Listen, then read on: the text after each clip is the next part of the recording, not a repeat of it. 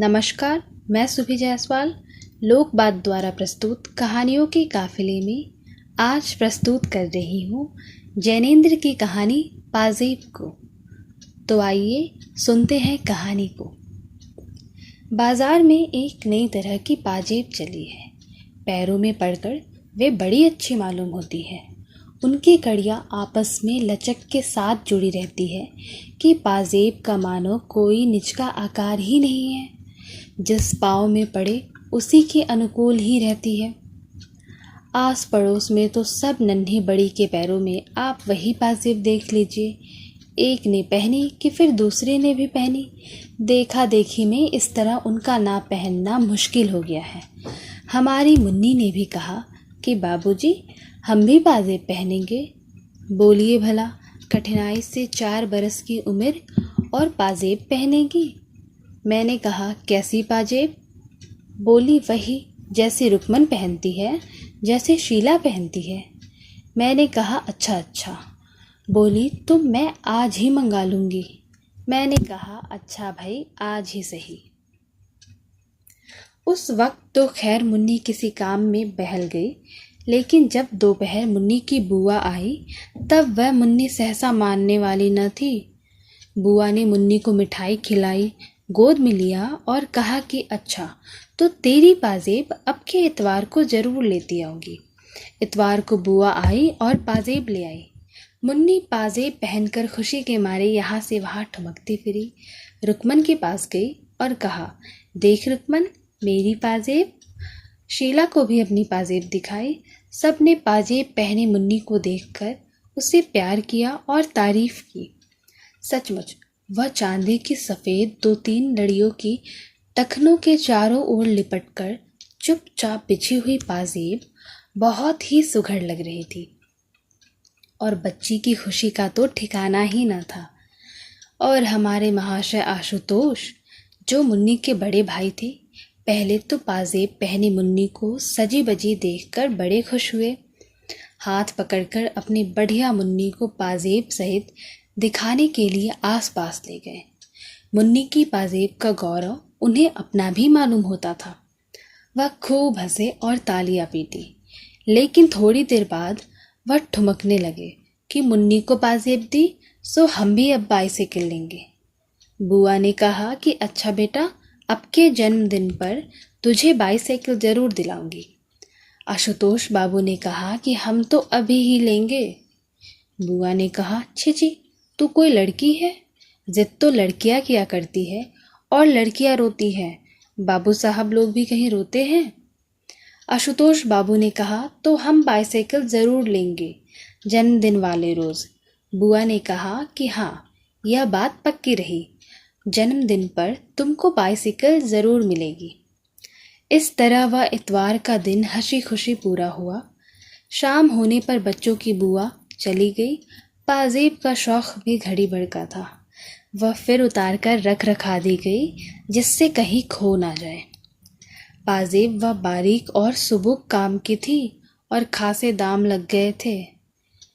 श्रीमती ने हमसे कहा, क्यों जी, लगती तो अच्छी है, मैं भी अपने लिए बनवा लूं? मैंने कहा, क्यों ना बनवाओ, तुम कौन 4 बरस की नहीं हो। खैर यह हुआ, पर मैं रात को अपनी मेज़ पर था कि श्रीमती ने आकर कहा कि तुमने पाजेब तो नहीं देखी? मैंने आश्चर्य से कहा कि क्या मतलब? बोली, देखो यहाँ मेज वेज भी तो नहीं है, एक तो है पर दूसरे पैर की मिलती ही नहीं, जाने कहाँ गई। मैंने कहा कि जाएगी कहाँ, यही कहीं देख लो, मिल जाएगी। उन्होंने मेरे मेज़ के कागज़ उठाने धरने शुरू किए और अलमारी की किताबें टटोल डालने का भी मंसूबा दिखाया। मैंने कहा कि यह क्या कर रही हो, यहाँ वह कहाँ से आएगी? जवाब में वह मुझे से पूछने लगी, तो फिर कहाँ है? मैंने कहा, तुम्ही ने तो रखी थी। कहाँ रखी थी?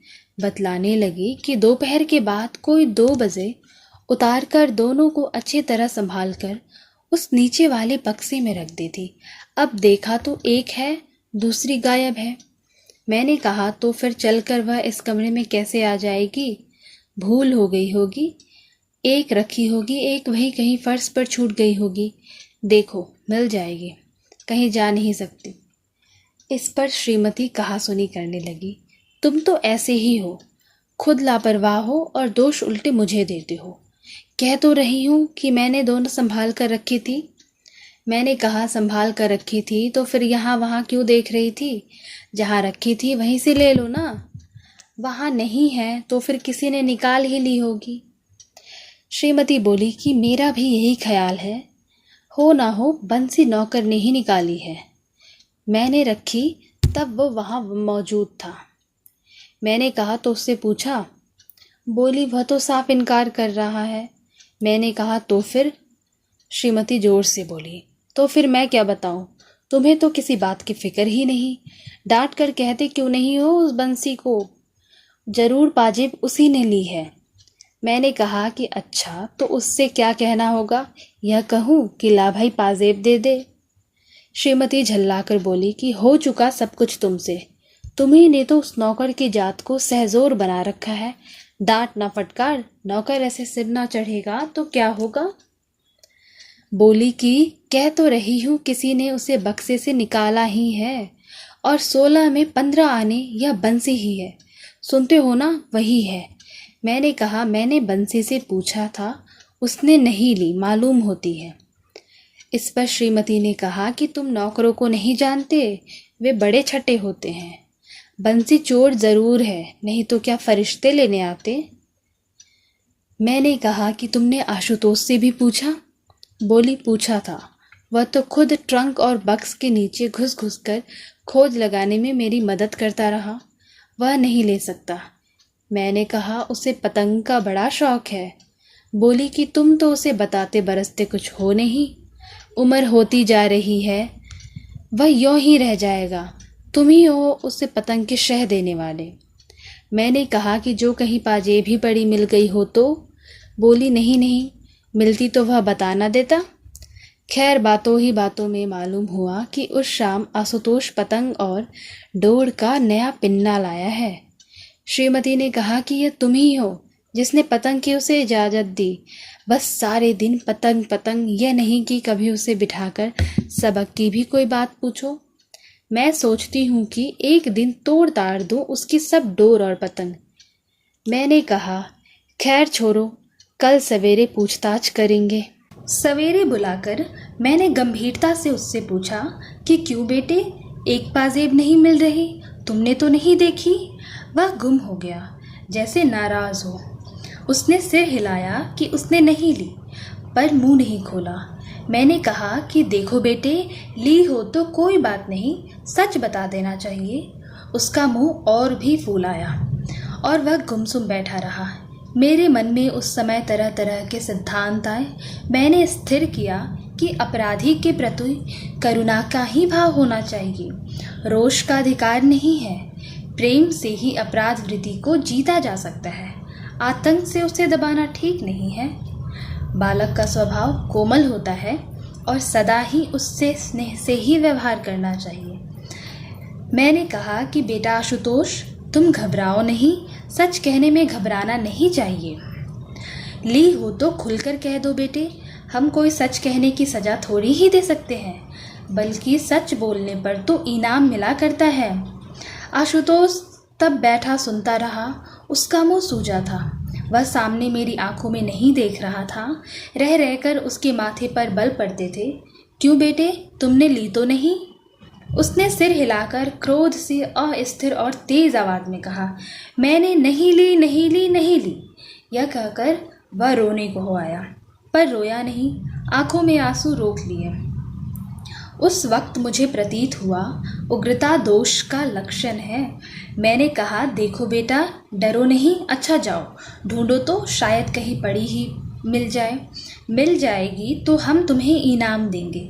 वह चला गया और दूसरे कमरे में जाकर पहले तो एक कोने में खड़ा रहा। कुछ देर चुपचाप खड़े रहकर फिर वह यहाँ वहाँ पाजीब की तलाश में लग गया। श्रीमती ने आकर हमसे कहा, आशु से पूछा तुमने, क्या ख्याल है? मैंने कहा कि संदेह तो मुझे होता है, नौकर का तो यह काम है नहीं। श्रीमती ने कहा कि नहीं जी, आशु भला क्यों लेगा? मैं कुछ बोला नहीं।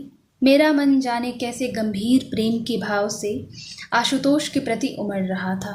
मुझे ऐसा मालूम होता था कि ठीक इस समय आशुतोष को हमें अपनी सहानुभूति से वंचित नहीं करना चाहिए, बल्कि कुछ अतिरिक्त स्नेह इस समय बालक को मिलना चाहिए। मुझे यह एक भारी दुर्घटना मालूम होती थी।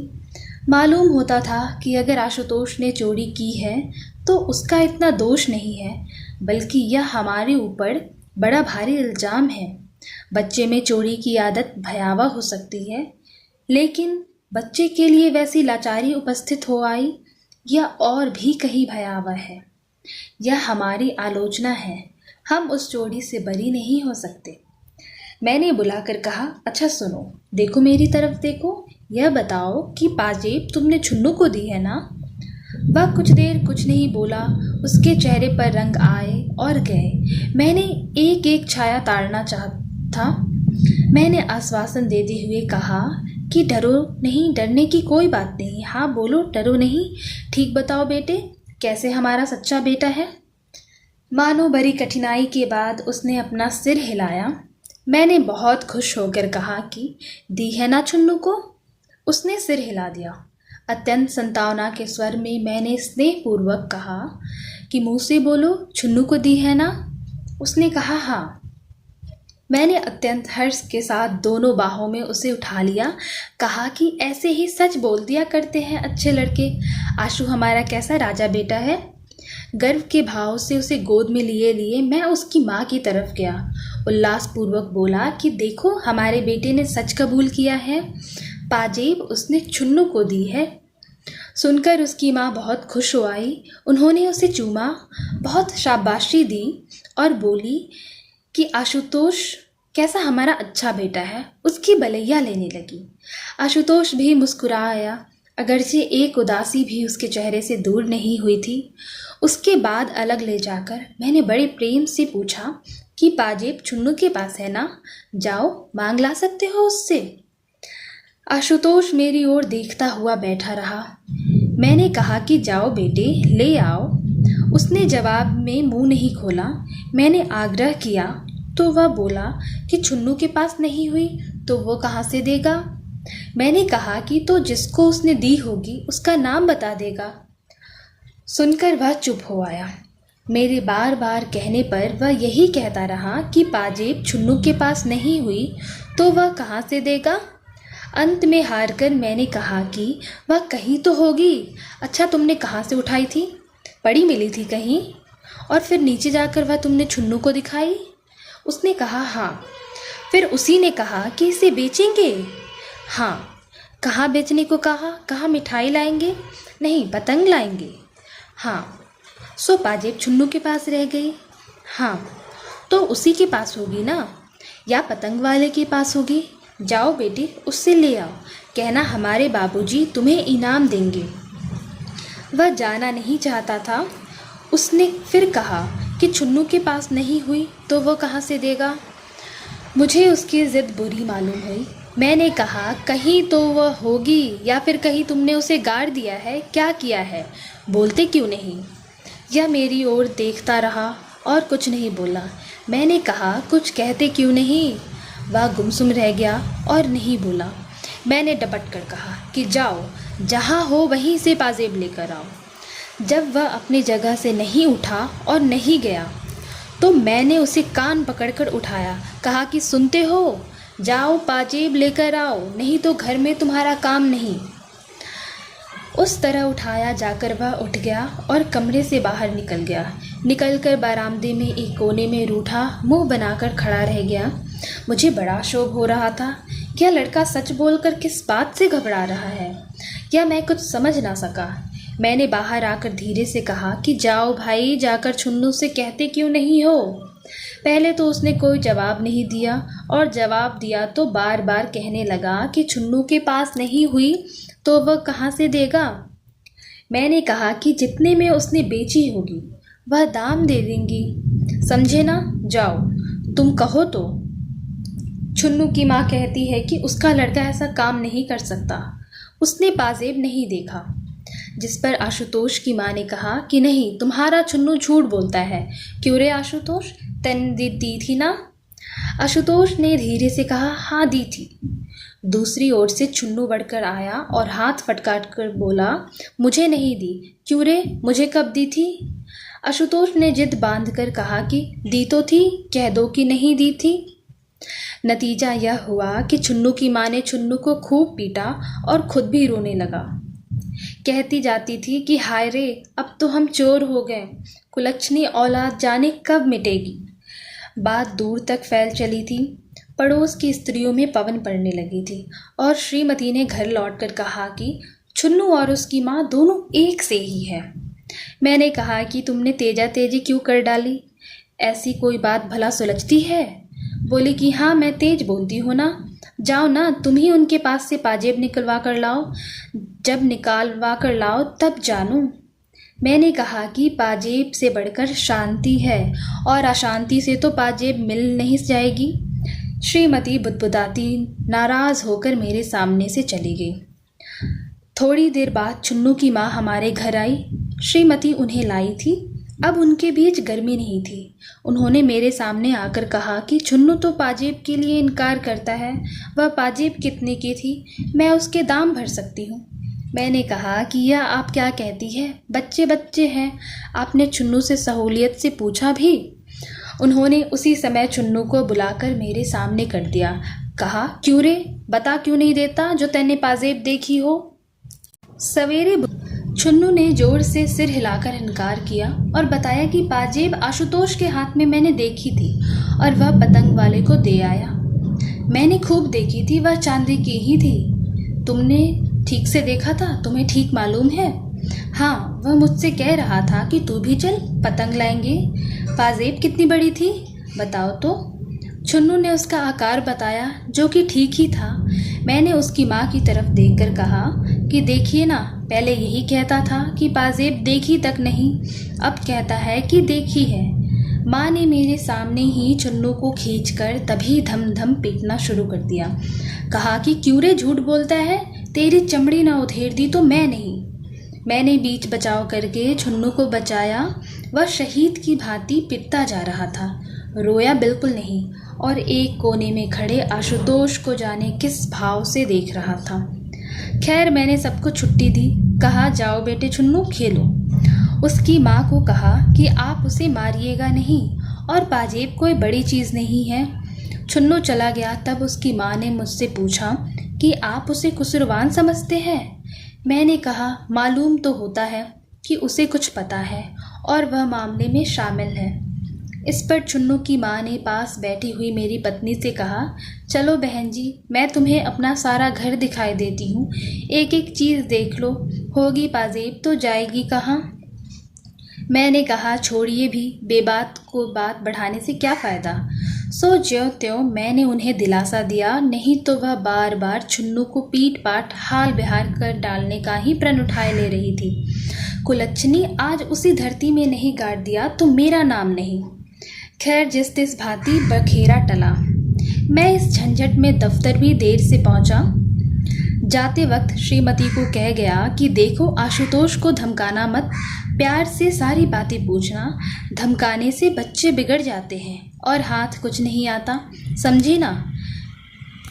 शाम को दफ्तर से लौटा तो श्रीमती ने सूचना दी कि आशुतोष ने सब बता दिया है।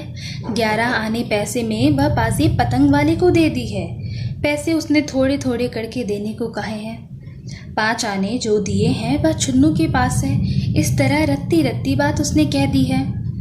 कहने लगी कि मैंने बड़े प्यार से उससे पूछताछ की, यह सब उसके पेट से निकाले हैं। 2-3 घंटे में मगज मारती रही। हाय राम, बच्चे का भी क्या जी होता है। मैं सुनकर खुश हुआ। मैंने कहा कि चलो अच्छा है, अब 5 आने भेजकर पाजेब मंगवा लेंगे। लेकिन यह पतंग वाला भी कितना बदमाश है, बच्चों के हाथ से ऐसी चीज़ें लेता है। उसे तो पुलिस के हवाले कर देना चाहिए, उचक्का कहीं का। फिर मैंने पूछा कि आशुतोष कहाँ है। उन्होंने बताया कि बाहर ही कहीं खेल रहा होगा। मैंने कहा कि बंसी, जाकर उसे बुला तो लाओ। बंसी गया और उसने आकर कहा कि वे अभी आते हैं। क्या कर रहा है? चुन्नू के साथ गिल्ली डंडा खेल रहे हैं। थोड़ी देर में आशुतोष आया। तब मैंने उसे गोद में लेकर बड़े प्यार से किया। आते आते उसका चेहरा उदास हो गया और गोद में लेने पर भी वह कोई विशेष प्रसन्न नहीं हुआ। उसकी माँ ने खुश होकर कहा कि आशुतोष ने तो सब बातें अपने आप ही पूरी पूरी बता दी। हमारा आशुतोष बड़ा सच्चा लड़का है। आशुतोष मेरी गोद में टिका रहा, लेकिन अपनी बड़ाई सुनकर भी उसको कुछ हर्ष नहीं हुआ, ऐसा प्रतीत होता था। मैंने कहा कि आओ चलो, अब क्या बात है? क्यों हजरत, तुमको 5 ही आने तो मिले हैं ना? हमसे 5 आने मांग लेते तो क्या हम न देते? सुनो, अब से ऐसा मत करना बेटे। कमरे में जाकर मैंने उससे फिर पूछताछ की। क्यों बेटा, पतंग वाले ने 5 आने तुम्हें दिए ना? उसने कहा हाँ दिए। और वह चुन्नू के पास है? उसने कहा हाँ। अभी तो उसी के पास होंगे ना? नहीं। खर्च कर दिए? नहीं। नहीं खर्च किए? हाँ। खर्च किए कि नहीं खर्च किए? उस ओर से प्रश्न करने पर वह मेरी ओर देखता रहा, उत्तर नहीं दिया। बताओ, खर्च कर दिए कि अभी हैं? जवाब ने उसने एक बार हाँ कहा तो दूसरी बार नहीं कहा। मैंने कहा तो यह क्यों नहीं कहते कि तुम्हें नहीं मालूम? हाँ बेटा, मालूम है ना? उसने कहा हाँ। पतंग वाले से पैसे छुन्नू ने लिए थे ना? उसने कहा हाँ। तुमने क्यों नहीं लिए? वह चुप हो गया। इकन्नी कितनी थी बोलो? 2। पैसे कितने थे? बाकी पैसे? हाँ। दुअन्नी थी? उसने कहा हाँ। मुझे क्रोध आने लगा। डपट कर कहा कि सच क्यों नहीं बताते जी? सच बतलाओ, कितनी कन्या थी और कितना क्या था? वह गुमसुम खड़ा रहा, कुछ नहीं बोला। बोलते क्यों नहीं हो? वह नहीं बोला। सुनते हो? बोला नहीं तो? आशुतोष डर गया और कुछ नहीं बोला। सुनते नहीं हो मैं क्या कह रहा हूँ? इस बार भी वह नहीं बोला तो मैंने कान पकड़कर उसके कान खींच लिए। वह बिना आंसू लाए गुमसुम खड़ा रहा। अब भी नहीं बोलोगे? वह डर के मारे पीला हो गया, लेकिन बोला कुछ नहीं। मैंने जोर से बुलाया, बंसी यहाँ आओ, इसको ले जाकर कोठरी में बंद कर दो। बंसी नौकर उसे उठाकर ले गया और कोठरी में बंद कर दिया। 10 मिनट बाद फिर उसे पास बुलवाया। उसका मुंह सूजा हुआ था, बिना कुछ बोले ही उसके होंठ हिल रहे थे। कोठरी में बंद होकर भी वह रोया नहीं। मैंने कहा क्यों रे, अब तो अकल ठिकाने आ गई होगी। वह सुनता हुआ गुमसुम खड़ा रहा। अच्छा, पतंग वाला कौन सा है? दाईं तरफ का चौराहा वाला? उसने कुछ होठों में ही बड़बड़ा दिया, जिससे मैं कुछ समझ ना सका। वह चौराहे वाला बोलो? उसने कहा हाँ। देखो, अपने चाचा के साथ चले जाओ, बता देना कि कौन सा है, फिर उसे स्वयं भुगत लेंगे, समझते हो ना? यह कहकर मैंने अपने भाई को बुलवाया। सब बात समझाकर कहा, देखो 5 आने पैसे ले जाओ। पहले तुम दूर रहना। आशुतोष पैसे ले जाकर उसे देगा और अपनी पाजेब मांगेगा। अव्वल तो यह पाजेब लौटा ही देगा, नहीं तो उसे डांट कर कहना कि तुझे पुलिस के सुपुर्द कर दूंगा। बच्चों से माल ठगता है, समझे? नरमी की ज़रूरत नहीं। और आशुतोष, अब जाओ, अपने चाचा के साथ जाओ। वह अपनी जगह पर ही खड़ा था, सुनकर भी टस से मस होता दिखाई नहीं दिया। नहीं जाओगे?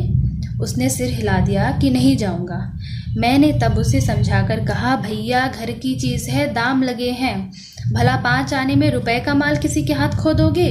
जाओ, चाचा के संग जाओ, तुम्हें कुछ नहीं कहना होगा। हाँ, पैसे दे देना और अपनी चीज़ वापस मांग लेना।